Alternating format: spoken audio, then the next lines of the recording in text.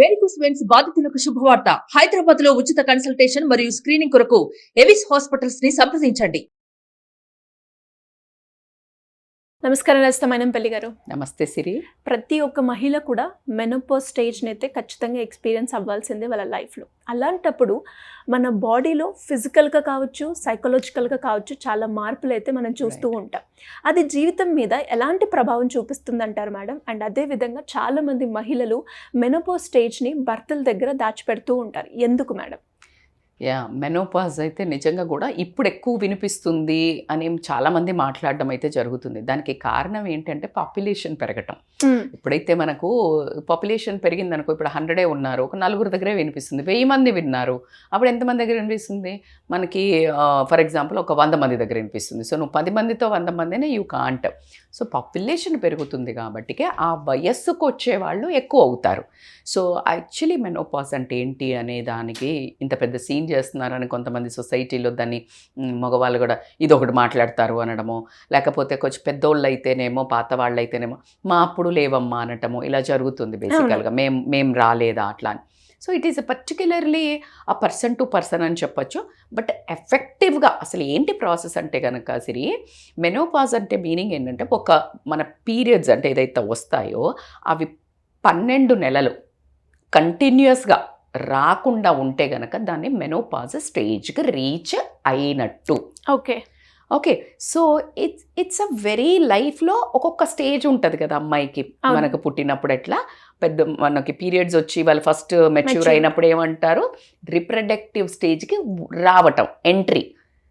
Menopause exit. Reproductive అది stage exit అవ్వటం. So clear ఒక డిమార్కేషన్ ఉంటుంది కదా.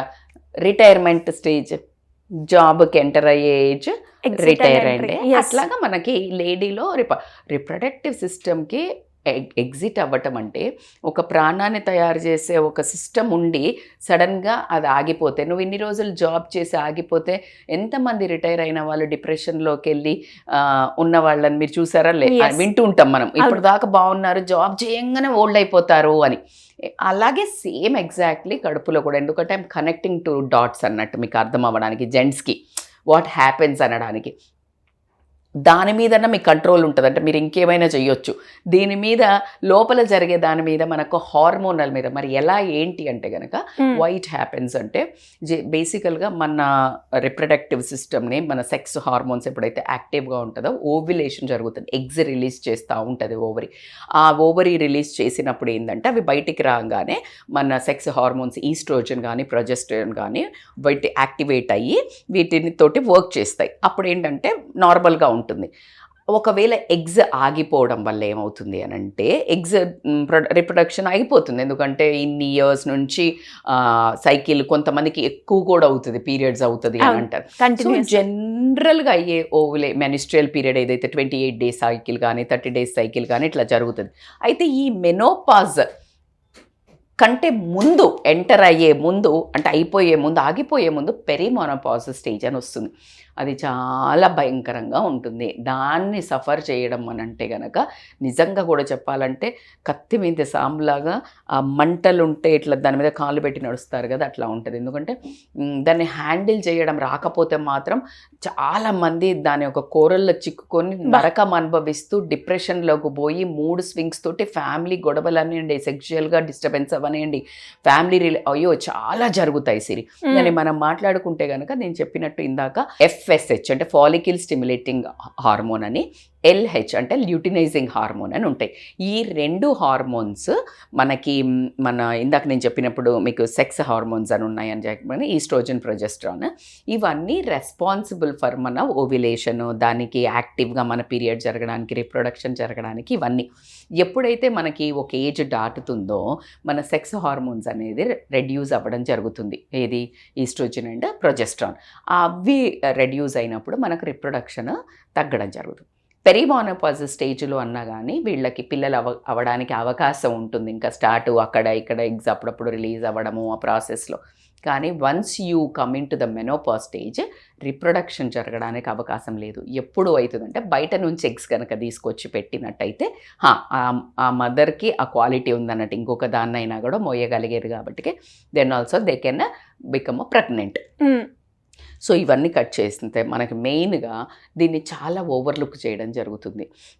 అంటే ఆ ఏజ్ వాళ్ళు వచ్చినప్పుడు మీరు ఒక క్వశ్చన్ అడిగారు, ఎందుకు దాస్తున్నారు అని అంటే బేసికల్గా ఒక ఇమేజ్ ఏంటంటే మెనోపాజ్కి రావగానే ఇప్పుడు నేను చెప్పాను రిప్రొడక్షన్ ఉండదు, ఆగిపోతుంది, సెక్స్ హార్మోన్స్ తగ్గాయను అంటే ఆ సెక్షువల్ ఫీలింగ్స్ అసలు రాకపోయేసరికి ఏమవుతుందనంటే వీళ్ళకి ఇంట్రెస్ట్ ఉండక అంటే ముందులాగా తయారయ్యే ఇంట్రెస్ట్ ఉండదు దేని మీద. ఇంకొకటి చెప్పాలంటే దాంట్లో ఏదైనా ఒక వస్తువు కానీ ఇట్లా వేసుకున్నా అంటే చైన్ వేసుకున్నా కూడా లిటరల్గా కూడా అన్బేరబుల్ ఉంటుంది. అంటే ఇట్లా తీయాలా ఏమొద్దు, ఇట్లా పిచ్చిగా బాగా తయారయ్యే వాళ్ళకి కూడా తయారవ్వాలని అనిపించదు.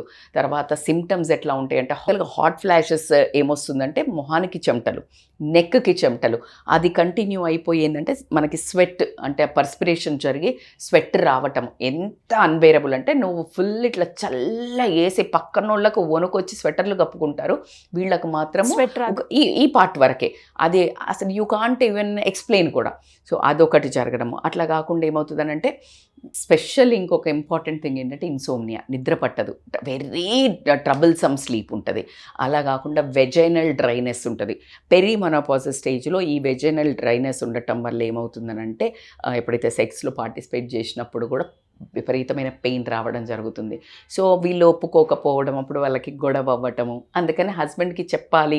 సో ఇవన్నీ ఒక రీజన్స్ ఉంటాయి. It is a series of conflicts interlinked, మనసుకు సంబంధించినవి. మనము చాలా ఓపెన్గా చెప్తున్నాము, అది అర్థం చేసుకోవాలి. ఇప్పుడు జెంట్స్ ఈ ప్రాసెస్లో వాళ్ళు పెయిన్ అంటే వాళ్ళకి ఏమనిపిస్తుంది, నాకు ఇంట్రెస్ట్ ఉన్నప్పుడు వీళ్ళు రిజెక్ట్ చేశారనిపిస్తుంది. బట్ వీళ్ళ పెయిన్ అనేది ఒకటి ఇంట్రెస్ట్ లేకపోవడం, ఇంట్రెస్ట్ ఉన్నా కూడా ఇలా ఒక డ్రైనెస్ ఉండటం వల్ల విపరీతమైన పెయిన్ రావడం జరుగుతుంది.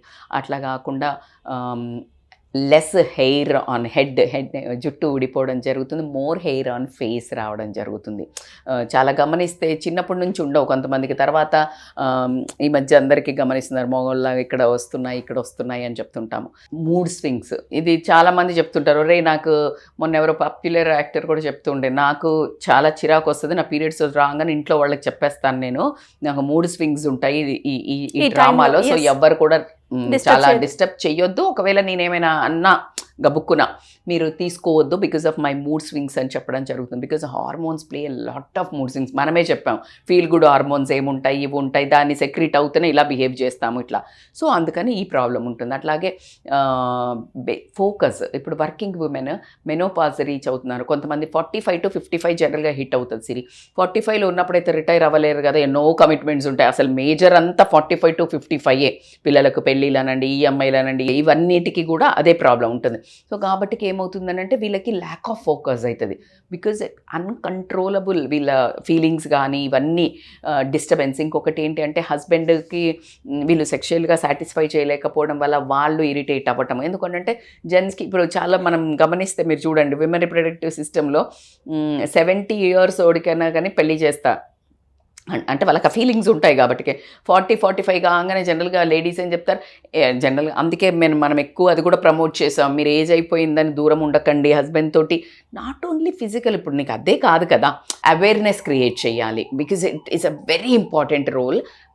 జెంట్స్కి కూడా అవేర్నెస్, ఎందుకంటే మీరు ఇమీడియట్గా మీరు రియాక్ట్ కాకండి, వీళ్ళ చేతిలో రియాక్షన్ అనేది లేదు. సో ఇప్పుడు ఒక జ్వరం వచ్చిన వాళ్ళు, లేకపోతే కాస్త డిస్టర్బ్డ్ ఉండి వాళ్ళకి ఎవరైనా ఇష్టమైన వాళ్ళు కోల్పోవడమో, లేకపోతే ఏదైనా ఫెయిల్ అయ్యి ఉన్నప్పుడు మనం రెచ్చగొడతామా వెళ్ళి, ఏమంటాం, ఏవాడు మంచి మూడ్లో లేదులే, డిస్టర్బ్ చేయకు. How you understand that empathy and sympathy and compassion, this 3 should come in to the role when women reaches to 45 to 55. నేను ఎన్ని రోజులు ఇన్నేళ్ళు ఆడిచ్చినట్టల్లా నడిచింది, పిల్లలు అరిచినా నడిచింది, భర్త కొంచెం ఇబ్బంది పడినా పెట్టినా నడిచింది, నువ్వు పని ఎక్కువ చెప్పినా నడిచింది. ఇక్కడికి వచ్చే వరకు మీ ఇద్దరు సపోర్ట్ మహిళలకు చాలా అవసరం. అది మీరు ఈ టైంలో కూడా మీరు చేయూతని ఇవ్వనట్టయితే మీరు ఏం తీసుకోలేరు నిజంగానే. కానీ ఎప్పుడైతే మీరు లవ్ హార్మోన్ ఎక్కువ ఎంపతి కానీ ఇవి చూపించినప్పుడు వాళ్ళలో ఒక హార్మోన్స్ రిలీజ్ అయినట్టయితే డామినేట్ చేస్తాయా లేదా?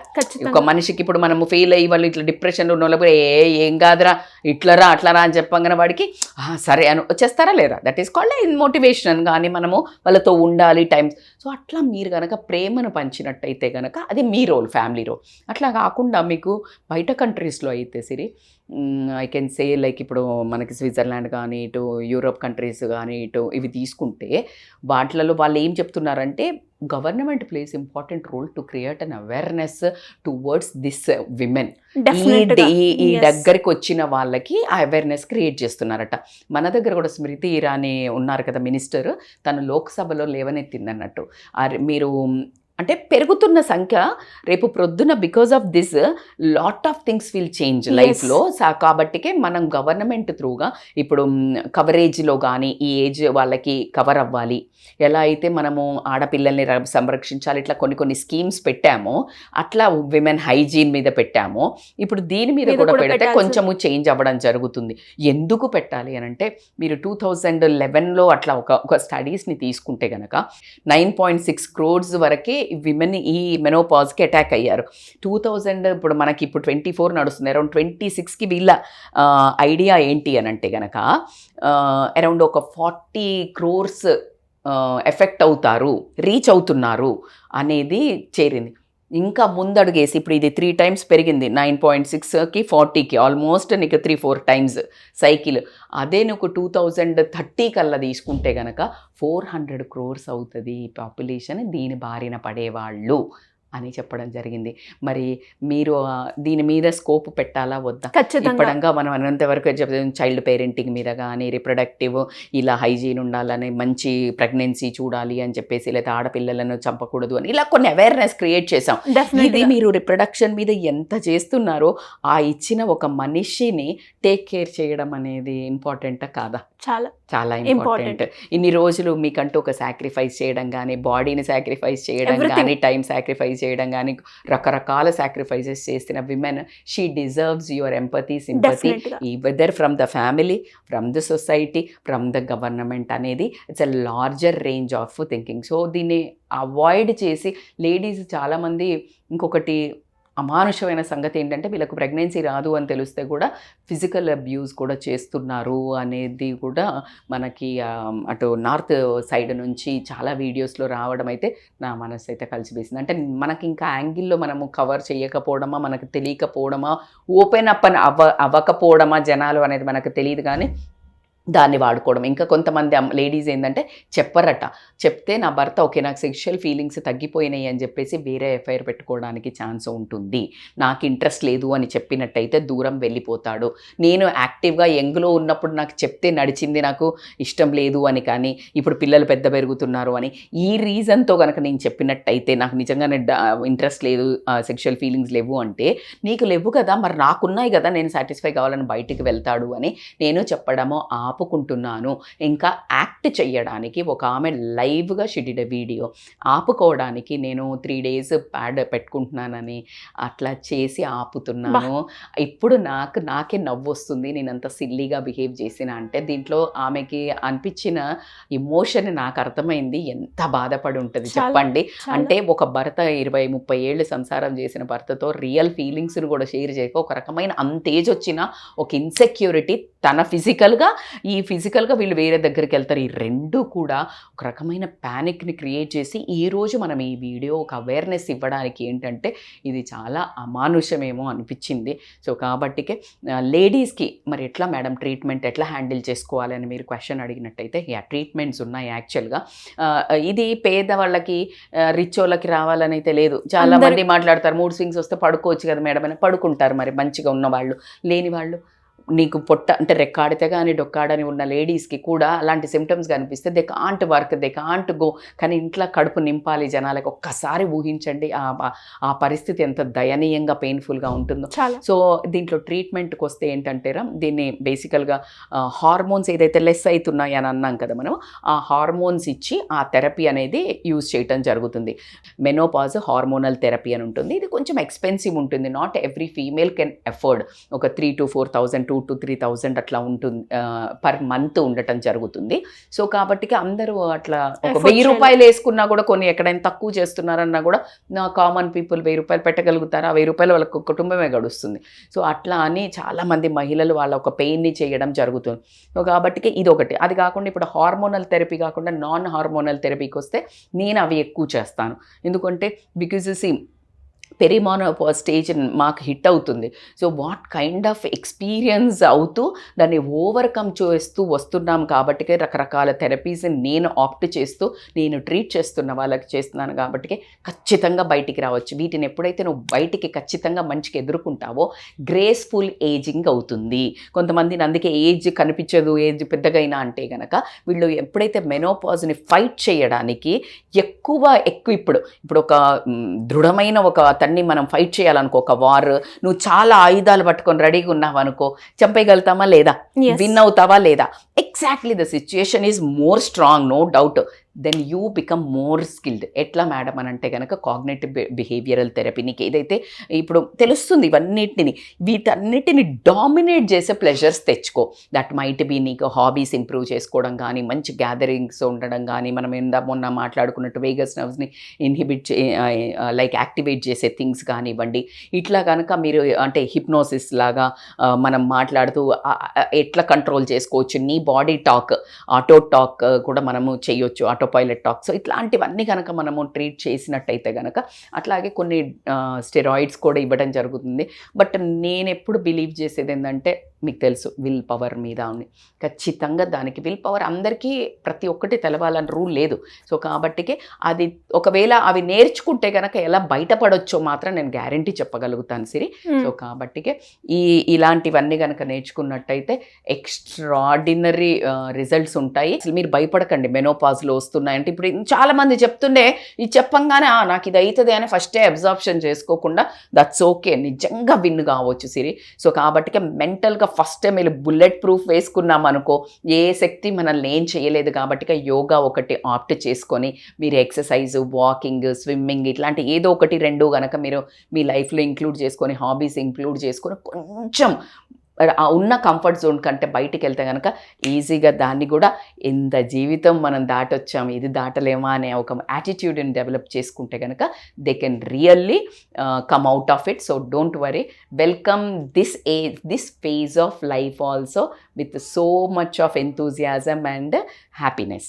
సో మరి మీరు చెప్పినట్టుగానే మేడం, మహిళలు ప్రతి ఒక్క స్టేజ్లో వాళ్ళు పడని స్ట్రగుల్ అంటూ లేదు. అండ్ ఈ స్టేజ్ అనేది చాలా డిఫికల్ట్ అని నేను చెప్తాను. ఆ మూమెంట్లో ఉన్న వాళ్ళకి కావచ్చు, లేదు ఫ్యామిలీ పరంగా ఎలాంటి ఇష్యూస్ ఉన్నా కూడా మిమ్మల్ని ఏ రకంగా అప్రోచ్ అయ్యే ఛాన్స్ ఉందంటారు? They can call us. ఎందుకంటే మీరు అన్నట్టు ఖచ్చితంగా ఎంత చెప్పినా కొంతమందికి డైరెక్ట్గా చేయలేరు, ఇంకా కొంతమందికి ఇలా నడువు అంటే నడుస్తారు, కొంతమందికి చేయబట్టుకొని నడాలి అనిపిస్తుంది. So they can really contact us. మనము థెరపాటికల్గా వాళ్ళకి హెల్ప్, కౌన్సిలింగ్కి చాలా యూజ్ అవుతుంది కాబట్టి they can contact us for online or offline sessions. Thank you. Suman టీవీలో మీ పర్సనల్ అండ్ బిజినెస్ ప్రమోషన్స్ కోసం కింది నెంబర్కి కాంటాక్ట్ చేయండి.